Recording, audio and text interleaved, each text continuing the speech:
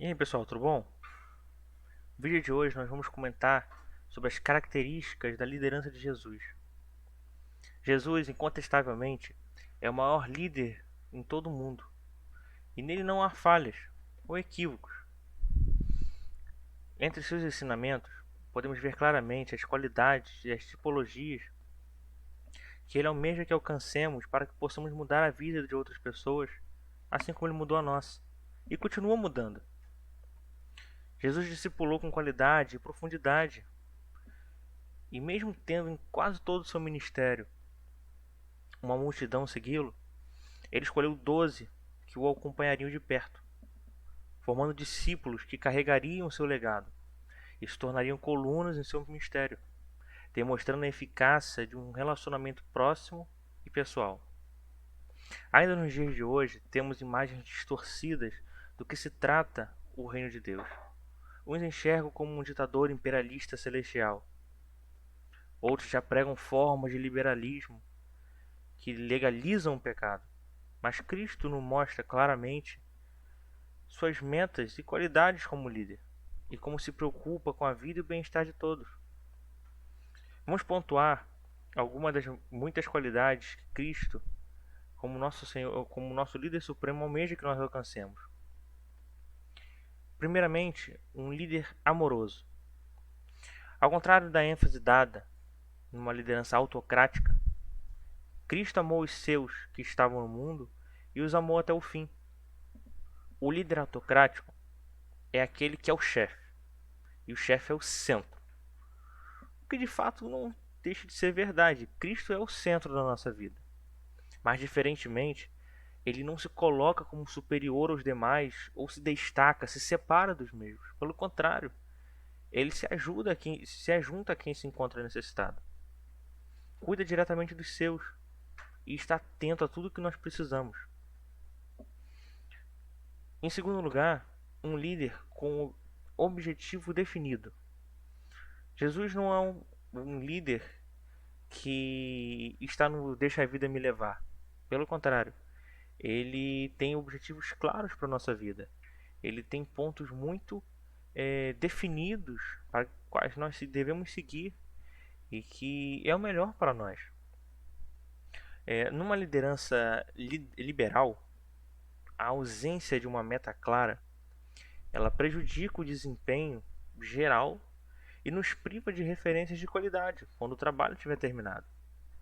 Jesus, como líder, deu uma ênfase extraordinária à execução da tarefa e tinha parâmetros claros de como executá-la. O texto de Lucas 9:62 diz que o que lança a mão no arado e olha para trás não está apto para o reino de Deus. Ele mostra como nós devemos executar.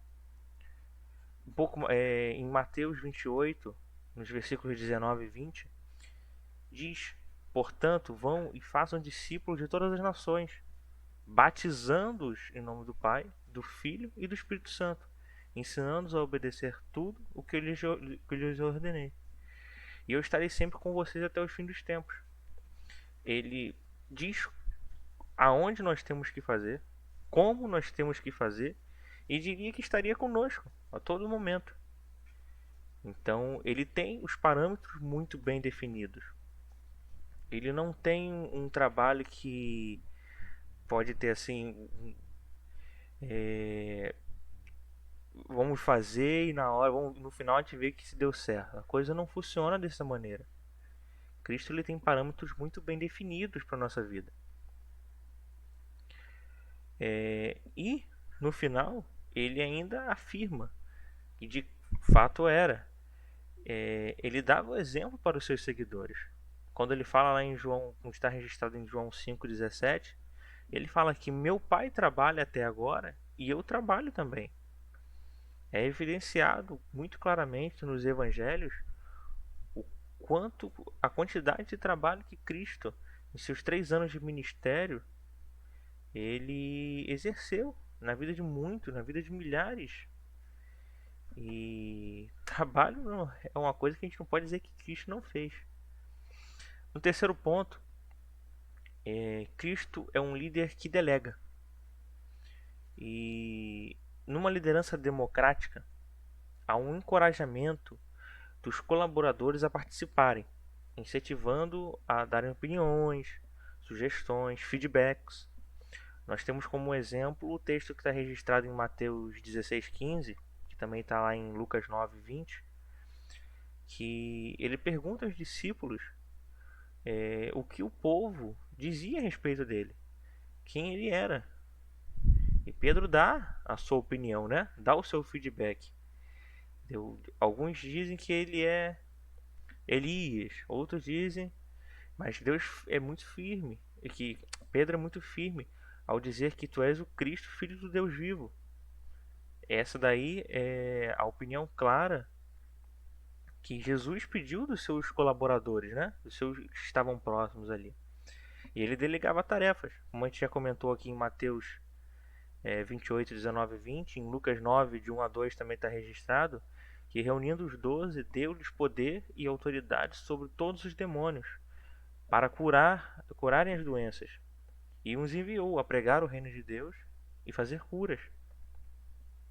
Como um quarto ponto, é um líder que instrui. É interessante que um termo que para nós pode soar novo, que é esse termo coaching, né, que tem chegado tanto aí aos nossos ouvidos, ele já era exercido por Cristo há 2000 anos atrás, terrenamente falando, né? Mas sabemos que é desde o princípio, né? Porque afinal tudo vem de Cristo, né? Tudo vem dele. Toda a ciência, todo o conhecimento que nós possuímos vem dele, né? A palavra deixa muito bem claro o registrado que sem ele nada do que foi feito seria feito, né? E esse termo Jesus já trabalhava, Jesus trabalhou no seu ministério, no qual o líder ele trabalha para fomentar as nossas habilidades e age de forma a liberar o potencial, né, de cada indivíduo. Ele libera todo o potencial do desenvolvimento.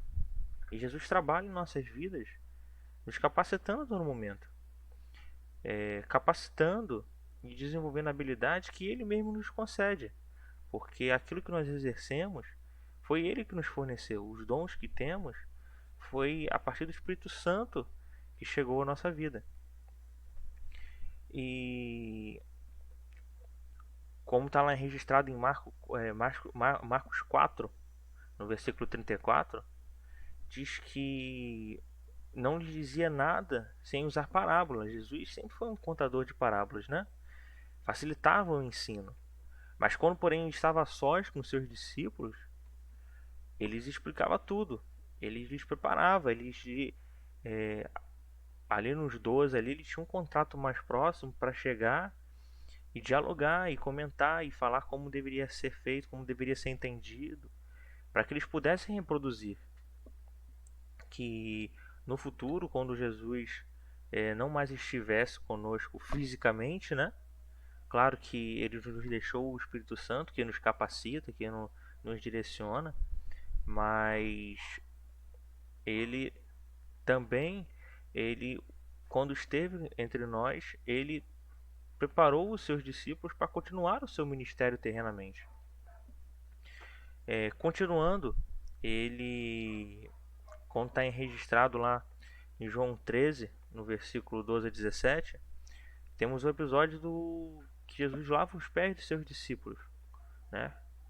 Quando terminou de lavar os pés, Jesus tornou, né, a vestir sua capa e voltou ao seu lugar. Então lhes perguntou: Vocês entendem o que eu lhes fiz?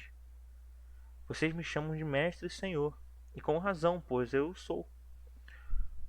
Pois bem, se eu, sendo mestre, senhor e mestre de vocês, lavei-lhes os pés, vocês também devem lavar os pés uns dos outros. Eu lhes dei o exemplo, para que vocês façam como lhes fiz. Digo-lhes verdadeiramente que nenhum escravo é maior do que seu senhor, como também nenhum mensageiro é maior do que o enviou. Agora vocês sabem essas coisas, e felizes serão se a praticarem. Foi como nós já comentamos anteriormente, né?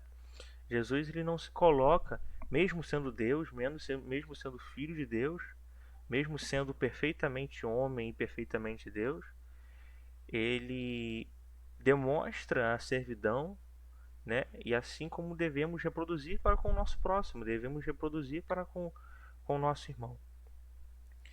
E que sabemos que, se formos pontuar aqui todas as qualidades de líderes de Jesus, ele tem inúmeras, muito mais do que esses 4 pontos que nós comentamos aqui. Mas nós pontuamos esses 4 aqui agora aqui. Um líder amoroso, um líder com objetivo definido, um líder que delega e um líder que instrui.